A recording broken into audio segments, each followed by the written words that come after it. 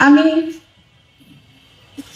আমার সামনে যে ছাত্ররা বসে আছে, আজকে আমার আম্মাও এখানে বসার কথা ছিল, বা আমার আম্মা আজকে ইউনিভার্সিটিতে ভর্তি হয়ে আপনাদের মাঝেই থাকতো। তো আমার আল্লাহের মতো আরো সকল 1400 মায়ের সন্তান যেই আশা যেই আশা নিয়ে এই আন্দোলনটা করেছিল, একটা সুস্থ সুন্দর বাংলাদেশ, একটা বৈষম্যহীন বাংলাদেশ, সেই বাংলাদেশটা আমরা যেন আপনাদের ভিতরে দেখতে পাই। আপনারাই যেন এই বাংলাদেশটাকে সেভাবে আগিয়ে নিয়ে চলেন, আমাদের সন্তানদের স্বপ্নটাকে পূরণ করেন।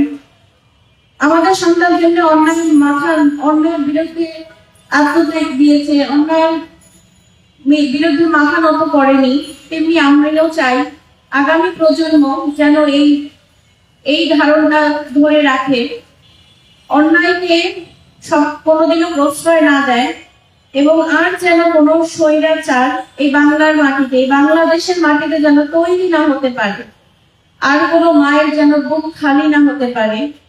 আমি সেই আশাই আপনাদের কাছে করব। আমার সন্তান, আমার আহনা আপনাদের কাছে, আপনাদের হাতে বাংলাদেশ রেখে গেছে।